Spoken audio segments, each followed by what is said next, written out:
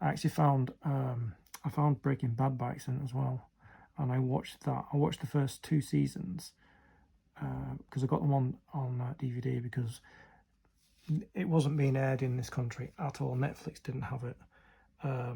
It's been shown on AMC in America, and we didn't have that. We don't have that over here.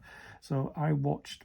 I was an early adopter to that because I saw the front cover, and I was like, oh, that's a bit quirky. You know, the guy. There's like a guy, and as I know now, because Walter White was kind of standing there with his shirt on, and his trousers were missing, and he had white fronts on. And I thought, oh, that's a bit quirky. I wonder what that show was about, so I gave that a go, and it was like the first season was like 7 episodes, and then in season 2, I think it was either season 2 or season 3. Then a lot of people started finding the show, and I couldn't watch it anywhere at the time, and it wasn't available. It wasn't available on DVD or anything, or any format over in this country. So I had to kind of let it go. And then I think a European version of season 3 came out, and I got hold of that. And then at season 4. But I think from about season 5 and 6, I think I was watching that. I think I finished it on Netflix because it all went to Netflix. As soon as it went all to Netflix, I could watch the whole thing. But like I said, it was kind of a quirky little film that I found. And I did find these quirky things at the time, like Dexter. I kind of found that by accident. I was living in Northern Ireland at the time, and it was on one of their Irish channels. There was Dexter, and at the same time as Dexter came out, I think it was 2006.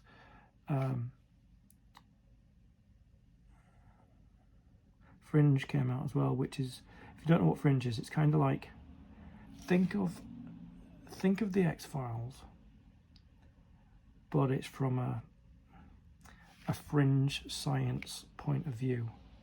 You know, if they push the envelope with what they're doing with science, that's kind of what Fringe is about. And that's a really good show. I think I was re-watching it, and then I kind of got to season 5, and I just stopped because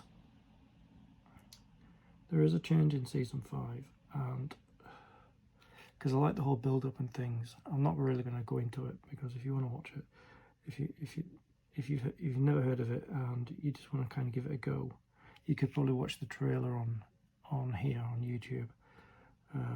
But you know, if you like the X-Files, you may like this, because it's instead of being about the paranormal and aliens and things like that, it's about fringe science and, you know, what happens if we do take science to the next level. You know, like we're talking about AI and things. That's kind of a scary place to be in, because we don't know. Because we can copy voices, we can copy images, we can replicate people that are no longer with us, that it looks realistic enough to be them. Yes, the question is, how far are they going to go? And that's kind of like what Fringe does. It's like, if we did take it to the nth degree, what would the world look like? And Fringe kind of explores that. Joshua Jackson's in it, from Dawson's Creek. If any of you's watched that, I'm also watching, rewatching. I think this is the second time I'm rewatching it. Is Smallville. I did like Smallville, although I didn't watch it when it was coming out. It's the same with Stargate, because I used to work on a Saturday and a Sunday, and so I couldn't watch it. So Stargate and Smallville were kind of out around about the same time, I think. I know they were on Channel 4 the weekends, and they were on all the new episodes. I think Dawson Creek was on at the same time as well. So it's all around about the 90s kind of vibe. So yeah, when I stumbled across the show, I actually stumbled across the show quite recently, and I've told my friends about it to watch it. One of my friends is watching it. The other one's forgot I told him. So I said to him, you know, season 3 of this is out now. If you want to, and he goes, what is it? So the show that kind of, I've only just, I think I watched a bit of the 3rd season, and the 3rd season's just out. So I watched kind of like a tiny bit of the 3rd season, and it's called The Righteous Gemstones, and it's hilarious. It's really funny. John Goodman's in it. I don't really want to go into it because if you are interested, I want you to go in fresh and watch it. But it is hilarious. I kind of found it by accident. I can't remember how I found it, and then I watched. I think two seasons were out when I found it, and I think I watched the trailer of it, and it was so funny. It's kind of like, it's got a lot of cringe fun in it, that, you know, things that are unintentionally funny, and they're very dysfunctional, even though they are what they are, which I'm not going to spoil, but they're a family, and it's like funny and cringe funny, and it's opulent and over the top, and you're just like, oh no, they didn't just do that. It's that sort of funny. So I think I watched a tiny bit of season 3, which I really want to. I think I nearly knocked the phone out. I think I did knock it. It's bouncing a little bit, but there we go. Yeah, so I really want to get back. Back to watching the new series, because it's still not all out. I think it's on HBO Max, where a lot of good shows are. There was a show called Raised by Wolves. I found that, another one I found by accident, and that was made by Ridley Scott, and there's 2 seasons of that, and I was quite sad that it got cancelled, because it was a very unique sci-fi premise, and because I didn't actually think it would get cancelled because it was made by Ridley Scott. You know, Ridley Scott gave us the Alien films, well, the first one and the prequels, but I didn't actually think it would get cancelled because Ridley Scott is a big name.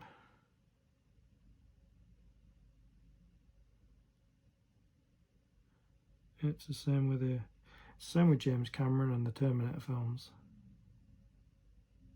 Now, I'm not sure if James Cameron did both the first and second Terminator film. I know he did the second one, but I am actually thinking that he did the first one, but I'm not sure. Did Ridley Scott do that? Not sure. I know there was a crossover going on between the Alien films, because Ridley Scott made the first one, and then James Cameron made, which actually turned out to be, because it's quite rare that a sequel lives up, and if not, is better than the original.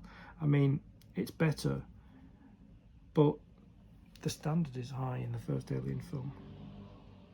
It had the right level of tension, it had the right level of, you really can't see what the monster is, but you know it's not good. And they had that kind of same level in Aliens, because they showed just enough of it to get you scared. Like I said, you're in a cinema or you're watching it from home, you're in no danger, but when these things start crawling around and coming towards some of the characters,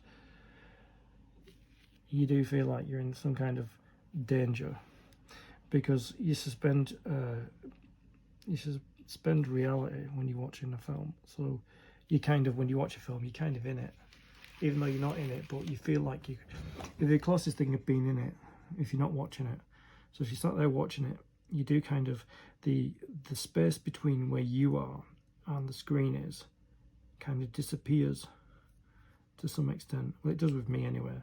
And depending what the film is and how much I like it, sometimes I'll be right in there with it.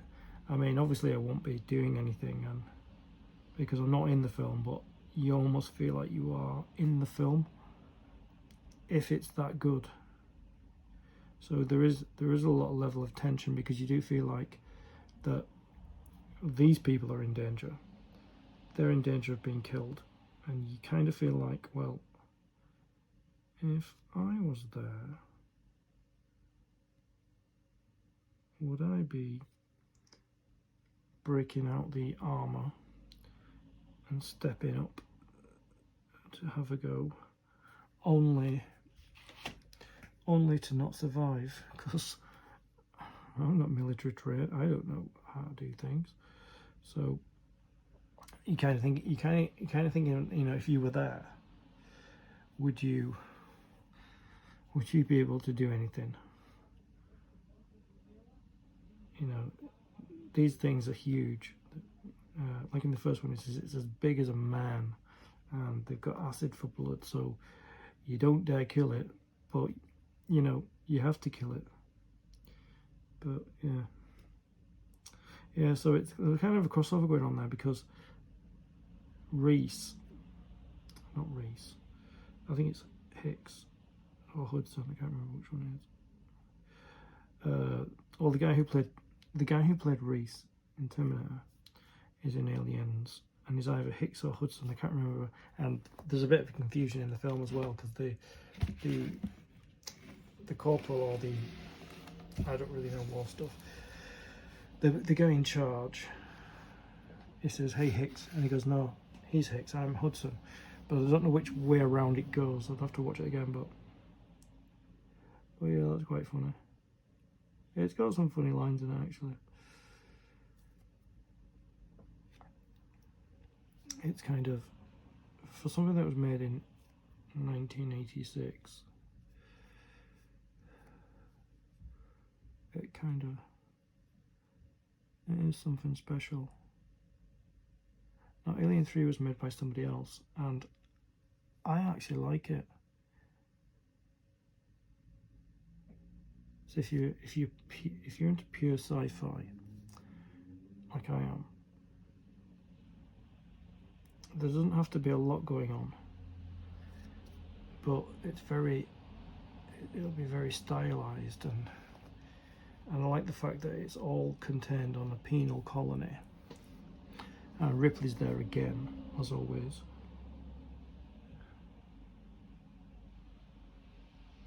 But it's gone back to, there's only one beast, like in the first one. But this is a different version. There's kind of two versions of it. Because I remember seeing it. I think I seen it at the cinema, and then I had it on DVD, and there was two different versions of the alien. There was one where it was a dog burst, so it came out of a dog, and then the other one was a cow burst, where it came out of a cow. I'm not sure why they did that. I mean, when you see it galloping, and you're seeing it from his eye view, so you don't really. But I mean, I like the fact that I prefer it being a dog burst,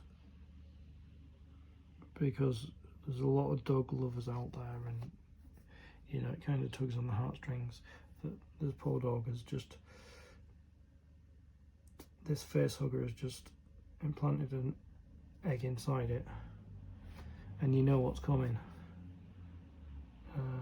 But I think most people may have seen, well, I'm not really sure if most people have seen it, so I won't spoil the ending. So then we've got Alien Resurrection, which I know a lot of people didn't like, but like I said, I just like sci-fi, so I liked it. I think that came out in, was it 97?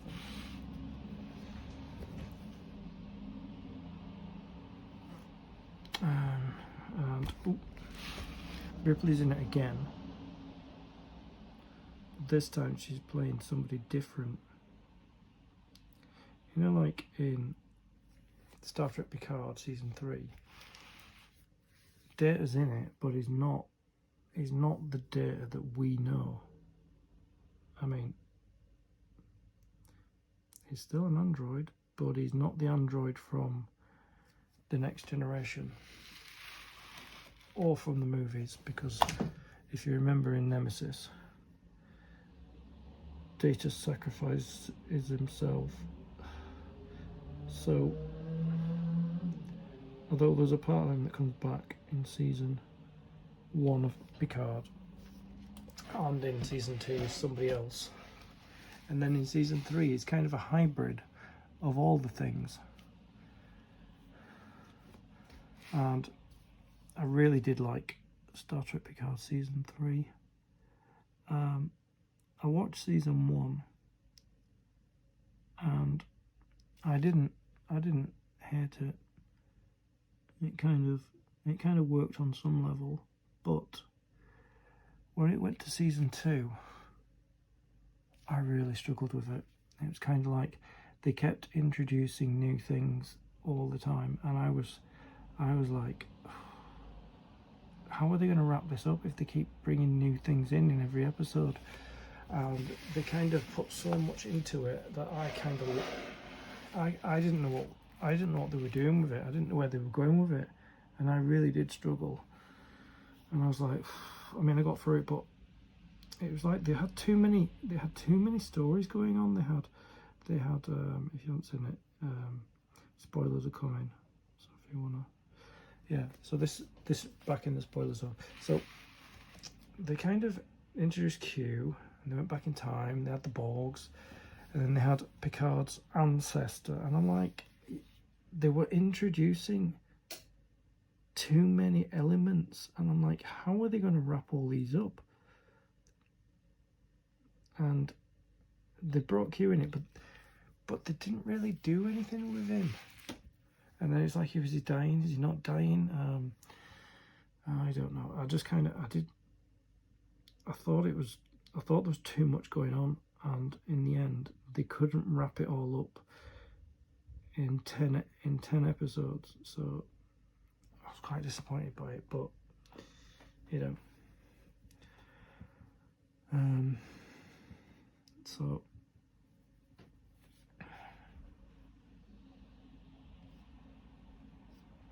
but like I said, and then in season 3, now Patrick Stewart wasn't going to do this, but because it was going to be the last season, and I don't think I would have got through the last season if they didn't bring them all back. Because if it was more of season 2 that I couldn't. I was speaking to my friend, and I was like, I'm really struggling to follow what's going on, because there was like a version of Data, but it wasn't Data. I think it was like an ancestor of Noonien Singh or something like that. Not Khan. Noonien Singh. I don't remember what his first name is. The one who created Data. Noonien Sung, that's it. Dr. Noonien Sung, that's it. Yeah, it sounds quite similar to Noonien Singh. I always thought that. So he's there, but he's got a clone daughter, and I just thought they would bring in, and then they had 7 of 9 and Raffi, and they just seemed to have a lot going on, and the Borgs, and it seemed to be too much. There was too much going on, and I kind of like, well, how, if they keep adding new characters and new things into each episode without wrapping up. I think Will Wheaton was in it as well. He appeared just a little bit. So it was like they're just introducing new things, and I'm like, how are they going to wrap it all up at the end? And I don't really think they did. You may disagree, but I think they were adding too much layers to it, and I was like, well, if you keep adding these layers, they've all got to come to a conclusion at the end. And then they had then there was that doctor that was like a Borg. It was like there was too much going on, and it seemed like they didn't know how to spin all the plates in the air. And I think they just, I was talking to my friend, and I said, look, I'm really struggling with this season. It's like there's so much going on. I can't. It's like when you think it's getting somewhere with a plot story, one of many, it would throw in something else. It would be Picard's ancestor, and I'm like, yeah, but you've got enough plot going to do it. So why is putting Picard's ancestor in it? How is that? How is that helping the story move on when you've got a lot of plates spinning in the air? And that's what I thought. I thought they'd done too much, and in the end they couldn't. I think Guinan was in it as well. You know what I mean? It was like Guinan and young Guinan, and it was like it's too much. It's too much. And I knew I could feel as we were getting to season 6 and 7. I was like, they're still adding new layers and new characters and new plot twists, and I'm like, how are they going to wrap this up in 2 or 3 episodes? And they did, in my opinion, they didn't really wrap it up. They wrapped up kind of the bigger things, like what was that Borg thing, and you know, is Q dying or not dying, and a bit of, they didn't really wrap up. And then they had this character from the original series that I don't know, like Johnny 7 or something, I can't remember what you call him. And they brought him in, and I was like, what's going on? Where are we going with this? But that Johnny 7 guy, or whatever he's called, I can't remember what he's called because I didn't watch the original series, like I said. So I don't really know who this guy is. Alright, I'm a bit stuck here because I'm just trying to think if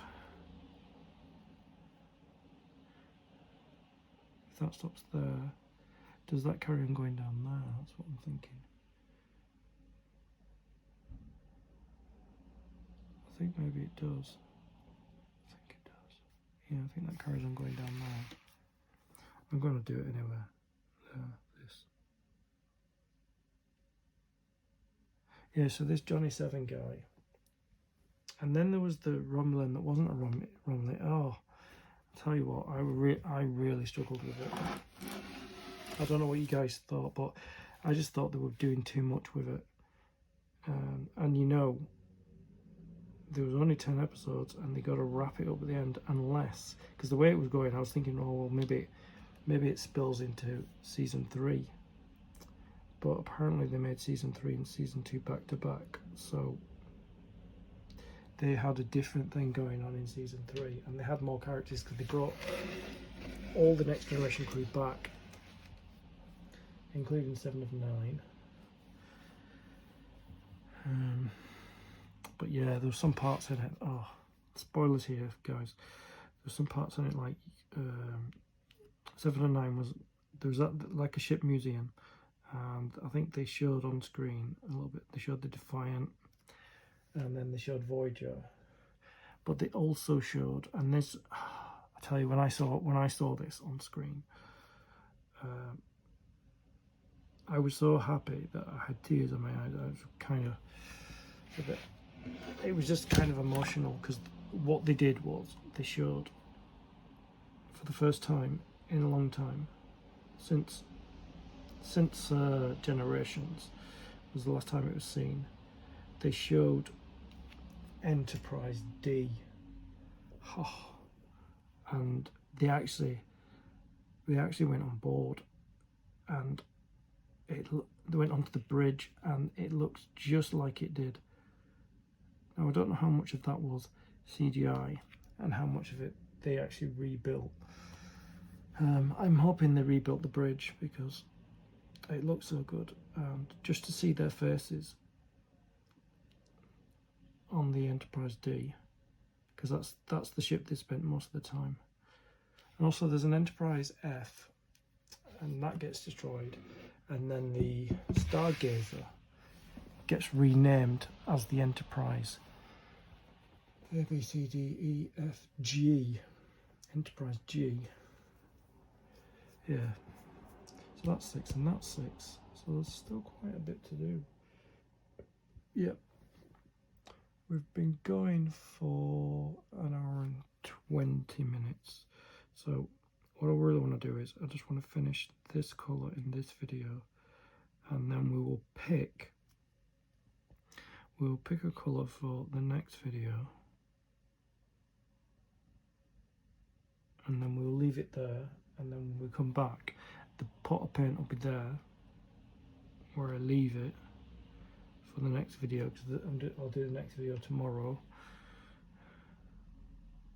although I've not released anything yet. So I'll be releasing them one every day, depending on how much content I've got, because I might have to buy another one of these paint by numbers, because the hobby stuff still hasn't arrived.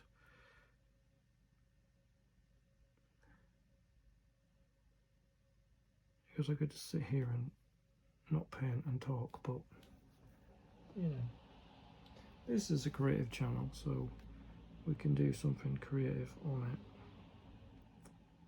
So I probably will have to buy maybe a couple more paint by numbers, because I don't know when the hobby stuff will be coming. Some of it I won't get until, no, might not even be next month. So I'll probably have to, because I'm going away. I'm not going to say when, but I'm going away, see family. So, and I will I'll put videos on while I'm away, because I'm probably not going to be able to do anything creative while I'm away. So I think what I'll do is I'll tee up some videos to cover the time that I'm away, and then when I come back, I'm hoping that I'll have the other hobby things to do on the channel.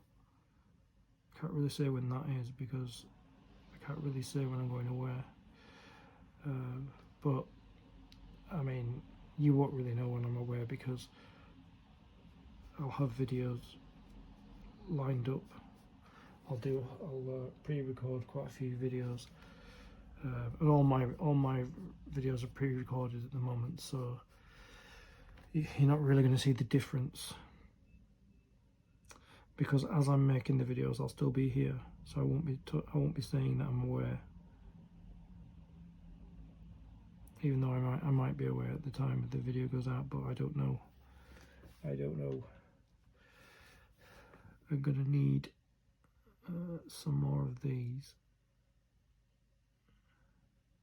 paint by numbers.